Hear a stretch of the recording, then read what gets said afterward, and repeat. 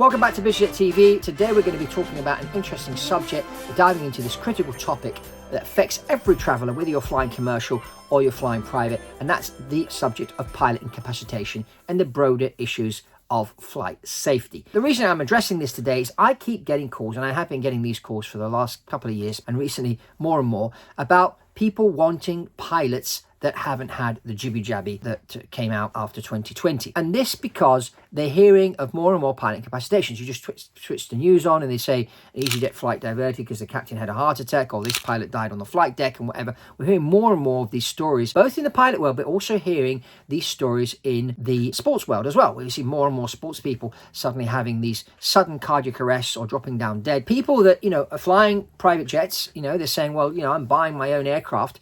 I want to hire a pilot that's not going to collapse on the flight controls and keep me safe. Even though, pilots are trained to fly the plane on their own. I mean, I had one of my exams that I did when I was being tested to fly the Dornier 328 jet, and we were training in the actual aircraft at the time because the simulator hadn't been finished yet. The airplane was brand new, so the first simulator was just being certified. So we had to do all our training in the airplane. And during my exam, the examiner asked the captain to be incapacitated. So I had to fly the plane on my own and bring it down safely and land, which I did and passed my test. So this is something that all the airlines do. They do this pilot incapacitation thing. So every pilot knows if suddenly the other pilot's incapacitated, they know what to do to fly the plane on their own, basically. Because, you're doing the radio, you're running the checklist, you're putting the flaps down and that, and you're flying the plane at the same time. So how are you going to go about that? And hopefully some private jet outfits do this as well. Some private jets are also flown by one pilot, which I think is quite dangerous. What happens if you're incapacitated? I mean, I had a situation happened to me once. We were taxiing, I think it was in Mumbai in India, and I had a stomachache. I ended up going to the toilet 3 times before takeoff.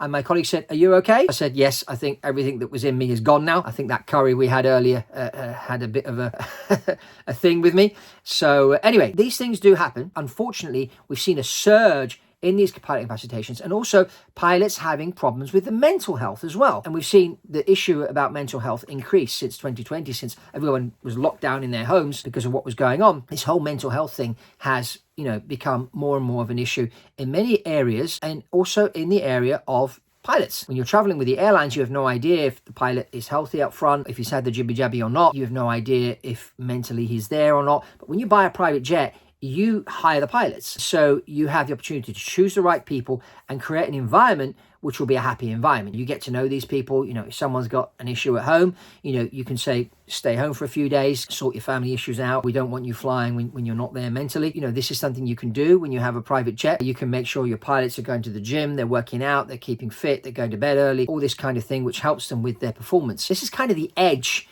health-wise. If you have your own private jet, you can control the situation around the pilots, or you've got more control over them than when you book to fly with an airline, when you just don't know what that airline is doing to keep their people happy and healthy and whatnot. One airline I flew for, we had serious issues with pilot fatigue, and it was due to the way us pilots were rostered. I rewrote the rostering system for the airline in my own time. I went to see my fleet manager and I told him, this is the problem we're having and this is the solution. And I said, and if we don't do something, if we don't change something, either someone's going to die or a plane's going to crash. He thanked me. Nothing was done. I then left the airline. A few months after I left, one of my dear colleagues collapsed during a turnaround and ended up in a coma and died 3 days later. And I know that was due to pilot fatigue, which caused that. Another one died of cancer, and then there was other 2 incidents of pilot incapacitation in flight. The 2 people had heart attacks, and the plane had to be diverted. And these 4 incidents that happened with that airline is down to the way the pilots were being rostered, which was causing them to be fatigued, which was causing these health issues,